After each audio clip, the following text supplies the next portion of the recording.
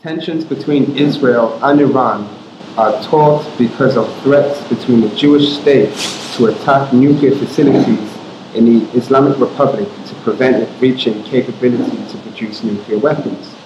Israel, and its ally, the United States, accuse Iran of seeking to develop atomic arsenal.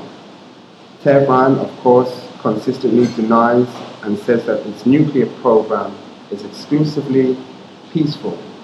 Its military chief warns they would destroy Israel if it attacks.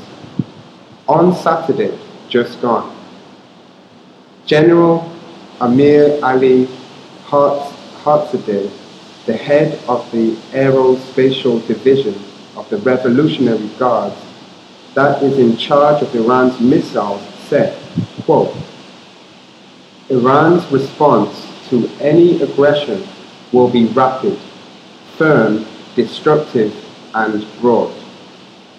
He said he welcomed Israel making such a move as, quote, that would be a good occasion and good pretext to put an end to the shameful existence of the Shah, occupying and usurping regime, and save humanity from this cancerous tumor, end quote.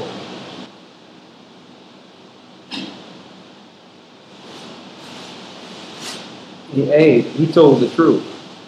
I mean, let's just examine it for a moment here.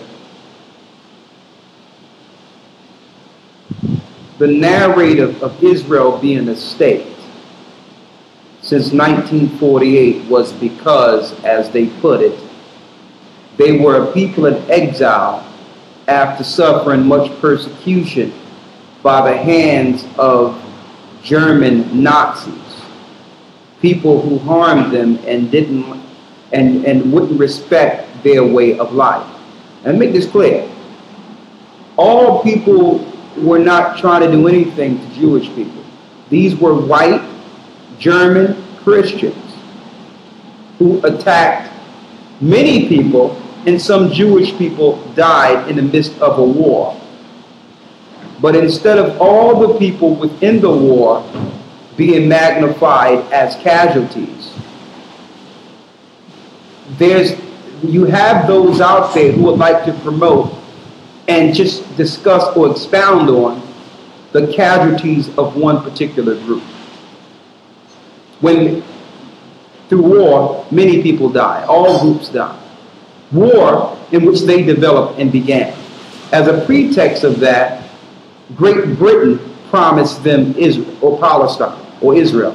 And how could Great Britain promise them Israel is beyond me. That's like some people fighting in America or fighting on, in Africa and say, well, since an African tribe have oppressed you, brother, I'm going to give you land over in China.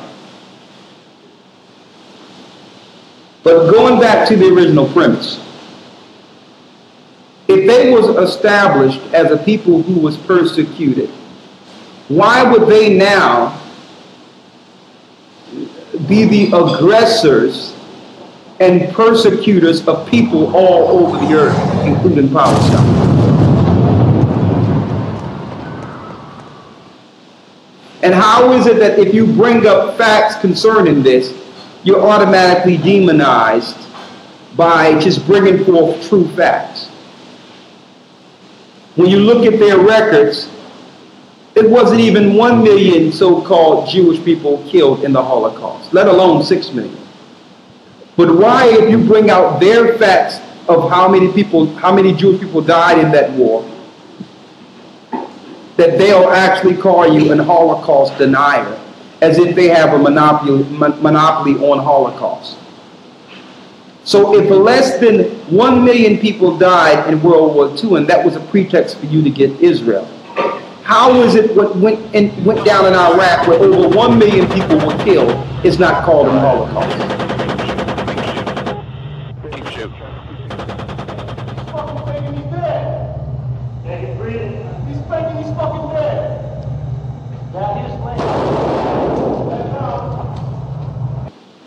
Why is it that over how many, almost 100 million of us died through the whole slave trade situations?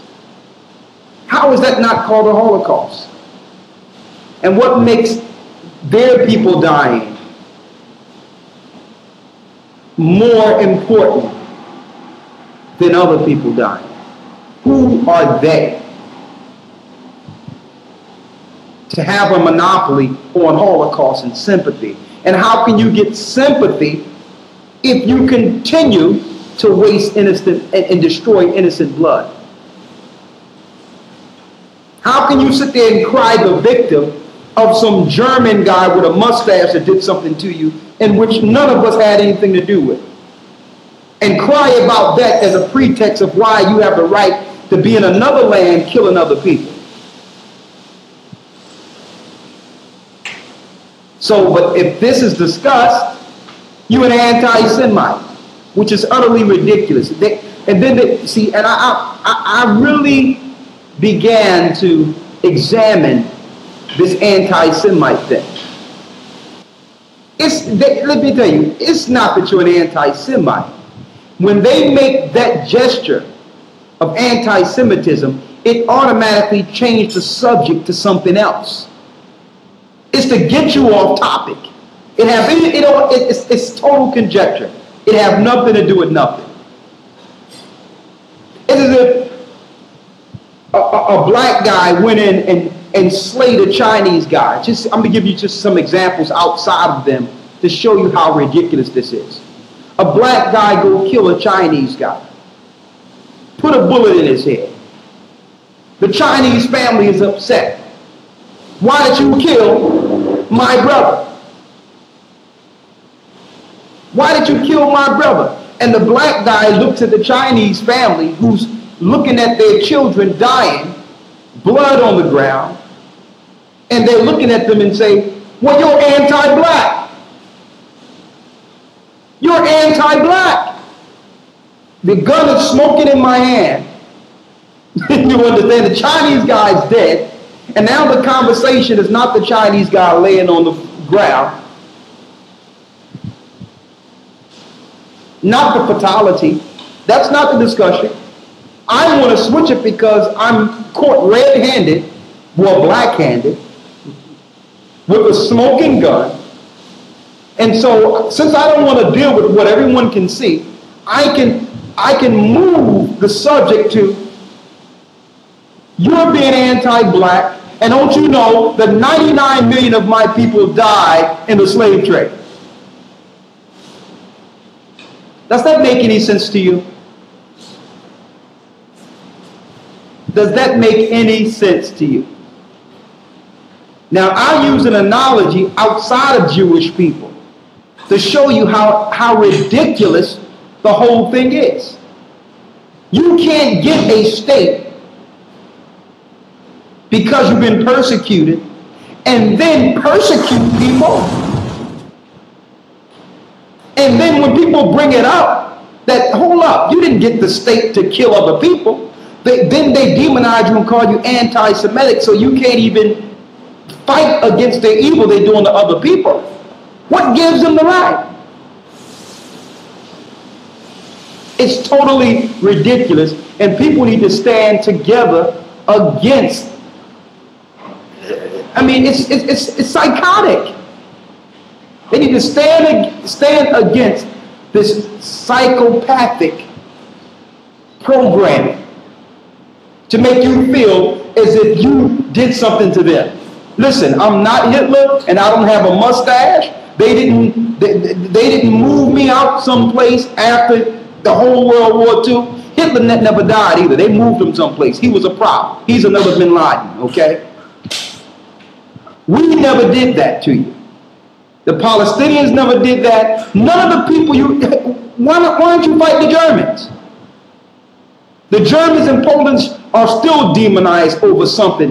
And the only people who benefited from this are the people ruling the world right now.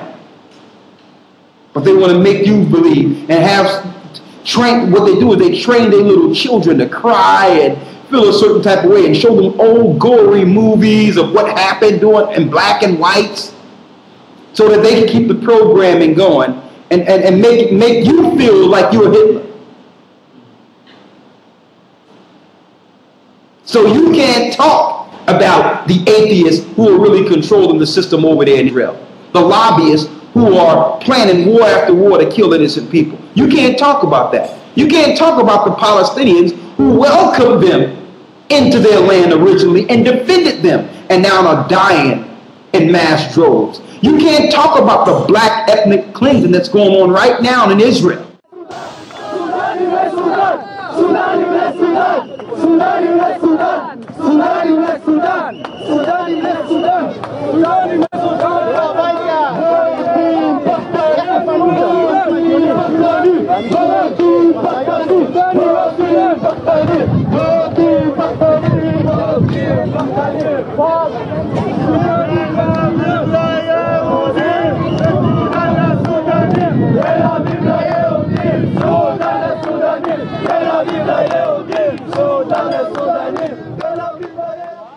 Telling them to go back to Sudan. You can't even talk about that.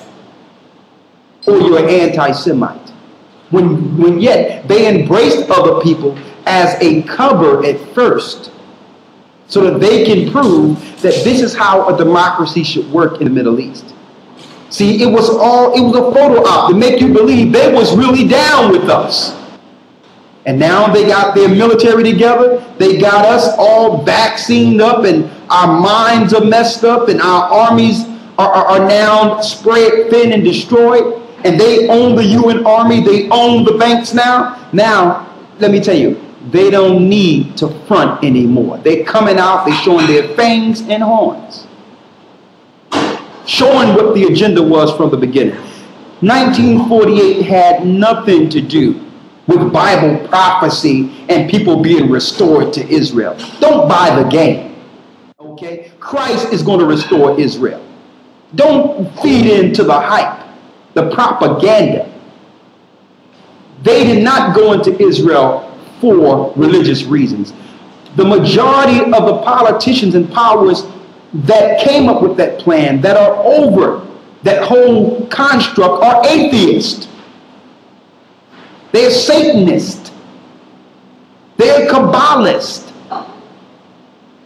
They just need that religion front for the sympathy card. They need the Holocaust front for the sympathy card. But really, the smoking gun is in their hand, and the people are dead. The people are dying. That's reality. Right? All right. And I thank you, brothers and sisters, for being here with us. Well, the screen went black, but that's okay because the recording is still there. They're doing that to y'all's side to try to discourage you being here. Another thing they're doing, they are hacking my email, gatheredas1@aol.com, and it's the same people sending you things to try to hack your system to frustrate you into not going into our classes. So now what they did, they took the list of the people within our AOL mail and made a lead sheet. And now they're sending them out saying that the Gathering of Christ Church class is going on now, on live or Ustream. Click into the link. And when you click into that link, they try to hack into your computer. That's the new thing they're doing to us now. The same people who are behind this thing here are doing this. It's what you would call cyber espionage they're doing against the church to discourage people who are communicating with us. They tried the YouTube thing, and they see that it don't work. Because listen, I don't have to control a YouTube page for the knowledge to get out. If the knowledge is the truth, people are going to make YouTube pages. You're going to have more than one YouTube page to delete. And see, that's how simple they are. They thought they were stopping one YouTube page, and now they got 400 YouTube pages to contend with. That's how ridiculous they are. So I don't care about being able to control my own YouTube page. I could care less. As long as the word get out there.